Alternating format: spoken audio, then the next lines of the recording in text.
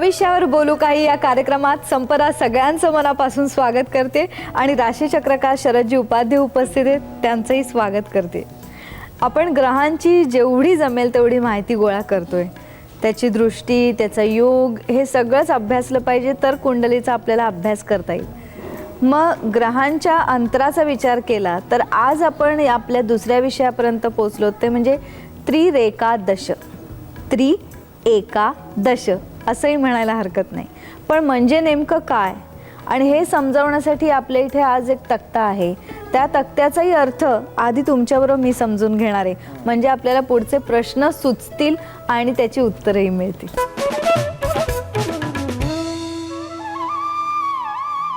पहिला प्रश्न प्रेक्षकांनीच कानात सांगितला म्हणून विचारते की आपण इथे ग्रहांचे योग असं लिहिलंय, जन्मलग्न कुंडली तुमच्या जवळ आहे, राशी कुंडली माझ्या जवळ आहे. तर अशा दोन कुंडल्या आत्ता आपण अभ्यासाला का घेतले? त्याच्या आधी ते जे तू म्हणले होतेस ना की आता एक एक आता दृष्टी झाली, आता योग आले, तर व्यवहारातली साधी गोष्ट घे. आपल्याला आपल्या मुलीचं लग्न करायचं आहे, मुलीला मुलाला द्यायचं आहे. काय काय माहिती गोळा करतो? मुलगा काम काय करतो, स्वभावाला कसा आहे, त्याचं घराणं कसं आहे, त्याची कुंडली कशी आहे, वंश, त्याच्या आजूबाजूचे नातेवाईक कसे आहेत. हेच नियम इथे आहेत की तुम्ही एका ग्रहाला कुठेतरी राशीत देताय आणि घरात देताय तर त्याच्यावर किती आस्पेक्ट्स आहेत. एका पक्षाच्या अध्यक्षाला काय मंत्री निवडायचं, मुख्यमंत्री या स्टेटचा, केवढी माहिती गोळा करतो.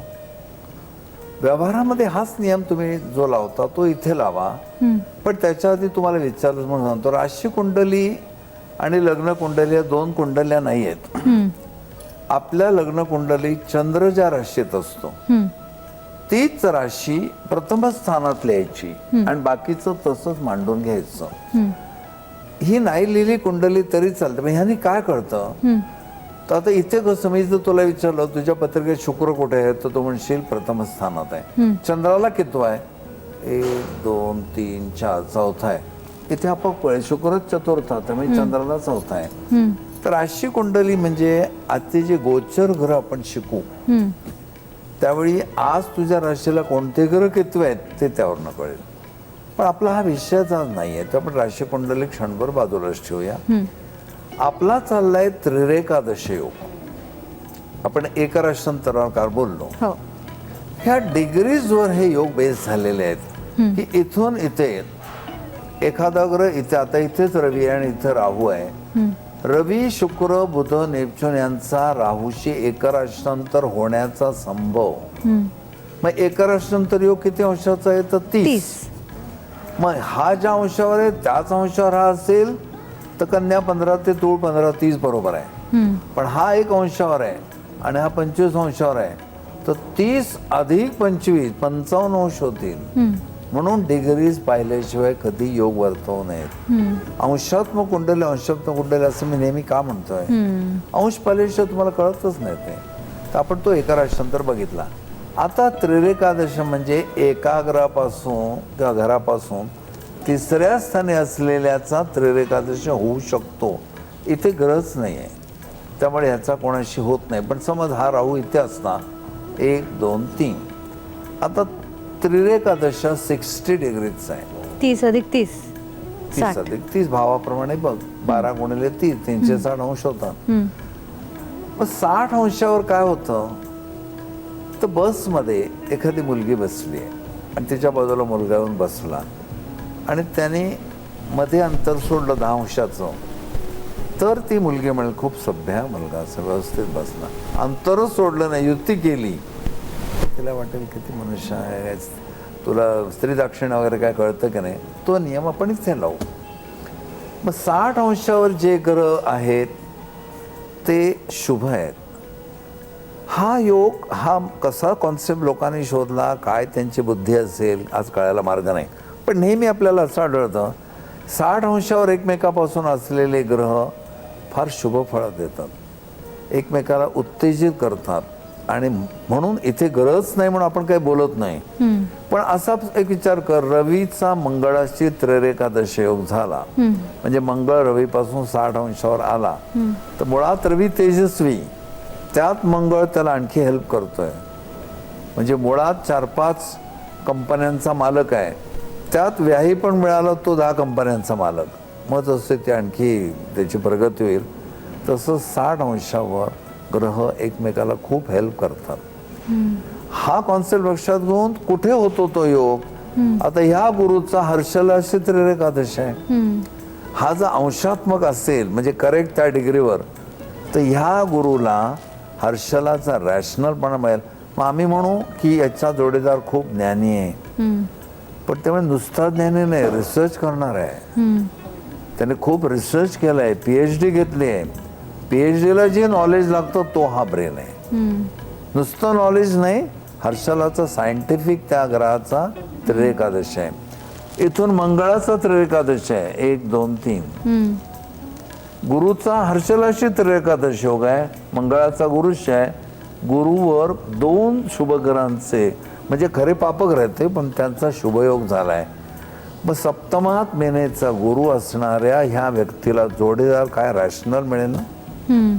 डबल PhD घेतलेला, तिकडून मंगळ इकडून हर्षल, 2-2 तुम्हाला जर असे पुढारी हेल्प करायला लागले तर केवढी त्या माणसाची बरकत तुम्ही होईल. आता म्हणताना म्हणालात की आहेत ते पापग्रह पण त्यांचा शुभयोग झालाय, तर हे 60 अंशावर असल्यामुळे म्हणताय. शुभयोग पण पापग्रह म्हणजे मंगळ हर्षल डिस्ट्रक्टिव्ह प्लॅनेट्स आहेत. हो. पण शुभयोग झालाय म्हणजे अतिशय वाईट प्रकारचा तो खंडणे बहादूर आहे पण आमचा मित्र आहे. एका जबरदस्त गुंड असलेल्या माणसाची काहीतरी गुहा वगैरे खाली होती एका गावात म्हणजे सबरमध्येच. तर त्याला एका इन्स्पेक्टरचा डाऊट आला की हा आपल्याशी काहीतरी चुगली करतो म्हणून त्याला पकडून आणला आणि लिटररी मारणार होते. तर त्याला मारलं तर त्याच्या खिशातनं ते पुस्तक बाहेर पडलं 14व्या अध्यायाचं. आणि त्या गुंडाने विचारलं काय आहे, तर म्हणजे हमारे दत्त महाराज का हे अध्याय. त्यांनी बघितलं, मस्तकाला लावलं. किती गुंड असतं, देवावर विश्वास असतो. आणि तेवढ्यात एका माणसाला धरून आणला आणि तो म्हणला साहेब हा नाही इन्स्पेक्टर, तो ह्या माणसाने चुगली केली आणि तो वाचला. तेव्हा त्या गुंडाने त्याला सांगितलं साहेब आजपासून ह्या एरियात तुम्हाला कुठे एवढीशी जरी मदत लागली मला सांगा. आणि एक मोठा गुंड त्याचा मित्र झाला. त्याची घ्यायचे का ना मदत हा भाग वेगळा, पण असे ताकदवान ग्रह शुभयोग करतात. एखादा भटजी तुमच्या फ्रेंडशिप मध्ये आहे आणि एखादा असा फ्रेंडशिप मध्ये आहे. भटजी काय म्हणेल मी तुझ्याकडे येऊन फार तर लघुरुद्र करतो, दक्षिणा घेणार नाही. हा काय म्हणेल तू काळजी करू नको, काय लाग माझं नाव सांग. हा दबदबा पण असतो. असा फरक आहे. तृतीय स्थान, तृतीय घर जे आहे 60 अंशात त्या ग्रहाच्या समोर येणारा ग्रह, याच्याविषयीचं फलित आपण जाणलं, पण त्याला त्रिरेकादश असं का म्हणतात हा साधा पडलेला मला प्रश्न आहे. 1, 2, 3 मंगळ गुरुशी त्रि, पण गुरु मंगळाशी 1, 2, 3, 4, 5, 6, 7, 8, 9, 10, 11 त्रिरेका. म्हणजे मंगळ आणि गुरु एकमेकाशी त्रि एकादश. गुरु एकादशी करतोय, मंगळ त्रि करतोय. 3 पराक्रम, एकादश लाभ. अर्थात हे उदाहरण झालं पण त्याला डिग्रीला महत्व आहे. एकमेकापासून 60 डिग्री जो असलेले प्लॅनेट त्यांच्या लहरी खूप माणसाला हेल्प करतात. पण ते 2 ग्रह कोण आहेत. आता इथे कसं आले मंगळ आणि गुरु, एक पापग्रह एक शुभग्रह आहे. पण इथे तुझ्या लक्षात येईल मंगळ कुठल्या आकड्यात आहे 10 म्हणजे मकरेला मंगळ उच्चीचा असतो आणि मिनेटला गुरु स्वराशीचा, कारण त्याची रास आहे ना ती. उच्च राशीचा ग्रह स्वराशीतल्या गुरुशी त्रिरेकादशी योग करतोय. मग जोडीदाराच्या बाबतीत वैवाहिक जीवनाच्या बाबतीत जी जी काही फळं आहेत ती मंगळ त्याला हेल्प करणार, ॲक्सिलरेट करणार. आणि म्हणून कधी कधी एखाद्या माणसाच्या बाबतीत आपल्याला असं आढळतं बघावं तिकडून त्याला यश आहे, कुठे अपयश नाही. याला कारण पापग्रह हे जबरदस्त ताकद देतात. ज्यांच्या ज्यांच्या कुंडलीत पापग्रहाचे त्रिरेकादशी आहेत त्यांचे प्रभावी व्यक्तिमत्व आहेत. आणि शुभग्रहवाले जे आहेत होमिओपॅथीसारखं आहे, फळ नाही असं नाही, पण त्या गोळ्या थोड्या थोड्या घेत राहायचं पांढऱ्या. मला सांगा, पण आता एवढं म्हणून चाललं नसतं का? कारण तिसरं घर आहे म्हटलं ते नंतर ते 11वंच येतं ना. हो, पण तो 3चा 4शी पण संबंध येऊ शकतो आणि केंद्र होऊ शकतो. अंशाचं गणित मांडलं तर 60व्या अंशाला. मग त्याच्या पुढे मग 90 येतात. त्रि आणि पुढे 90, मग केंद्र होतो. त्रि 5, 9 पंचम होतो.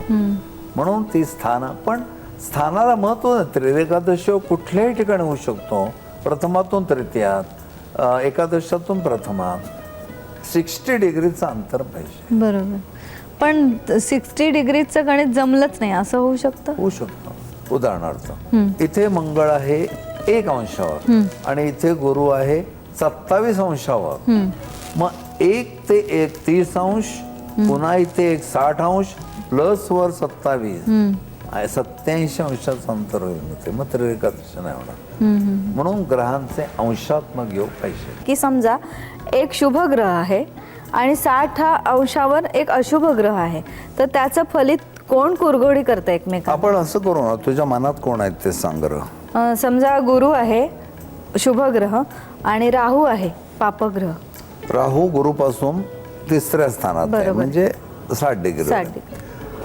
गुरुने कितीही जरी राहूला काही सांगायचा प्रयत्न केला तर विचार कर, रावणाला कमी लोकांनी काही ज्ञान शिकवलं का?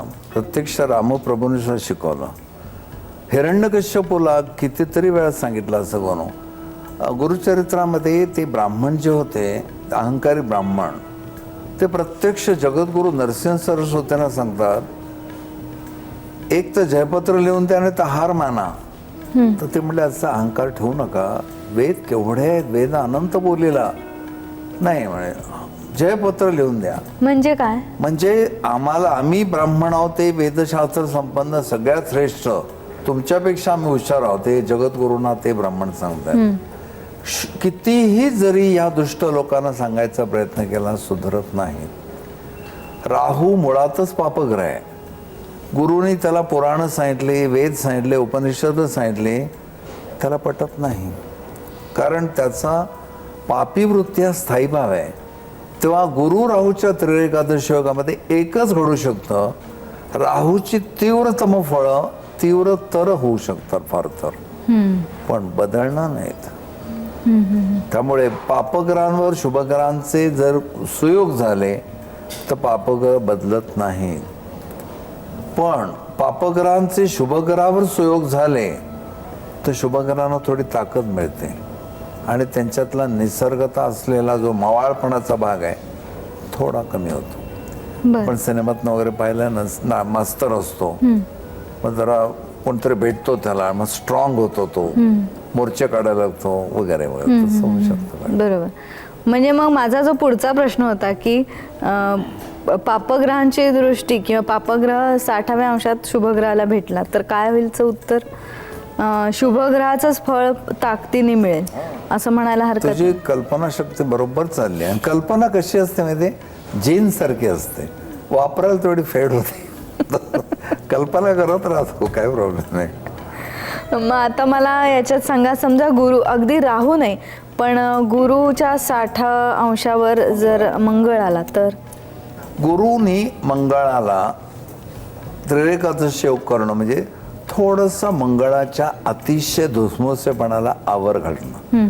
वाह्यात मुलाला हॉस्टेलवर टाकलं तर मुलाला जी शिस्त लागते आणि वाह्यातपणाचंच पुढे कधीत NCC मध्ये जाणं, घोडदौड करण्यात रूपांतर होतं. तसं मंगळ ज्या स्थानात असेल त्या स्थानात तुझी गडबड करणार होता, त्याला गुरुच्या त्रिरेकादशीमुळे मार्गदर्शन होऊन विधायक फळ मिळेल, विघातक होणार नाही. बरोबर. हा फरक पडेल. त्याच घरामध्ये एखादा दुसरा ग्रह सुद्धा असतो, म्हणजे दोन्ही शुभ आले 60 अंशाच्या अंतरावर, पण एखादा अशुभ सुद्धा त्याच्या जोडीला आला तर काय? अशुभ ग्रहाचं फळ आता आपण बघितलं मंगळाचं.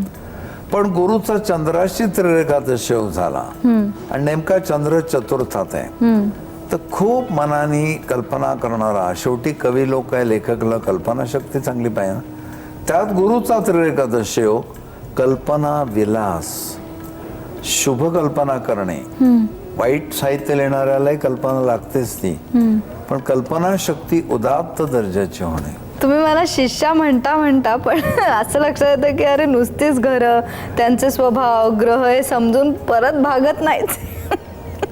पण चांगलं आहे ते, चुका करत करत जाते ती शिष्या. हो हो. मग अशी ही जन्मलग्न कुंडली आज आपण समजून घेतली, त्रिरेखादश समजून घेतलं. राशी कुंडली आपण नीट समजून घेतली नाही, पण त्याचा खूप उपयोग होणार आहे. मी एक झलक सांगतो. सप्तम स्थानी शुक्र असलेल्या मनुष्याला छान सुंदर पत्नी मिळाली आहे. हे रिडिंग द्या तुम्ही. पण सुंदर पत्नीपासून सुख आहे का, तर चंद्राला किती आहे आणि त्याचा चंद्र नेमका इथे असेल आणि तो शुक्र 8वा असेल, तर सुंदर पत्नी संशयाला कारणीभूत होऊन संशय कल्लोळ होऊन मनस्ताप होणे. बापरे. म्हणजे हे सांगते ते राशी कुंडली. बरं, राशी कुंडली ही सायकोलॉजी, मानसशास्त्र जाणायला योग्य. मद्याची बाटली हा एक लग्नस्थान झालं, पण माझ्या चंद्राला ती 8वी आहे, मला गरजच नाही त्याची, कारण मी मद्यच घेत नाही. मद्याची बाटली असून मला आनंद नाही, असं फळ त्या राशी कुंडलीत मिळतं. म्हणजे आपल्या सोसायटीत शेजारी पाजारी 8व्या घरी 9व्या घरी अरे, एक शोधायलाच पाहिजे. आज इथेच थांबते. नमस्कार.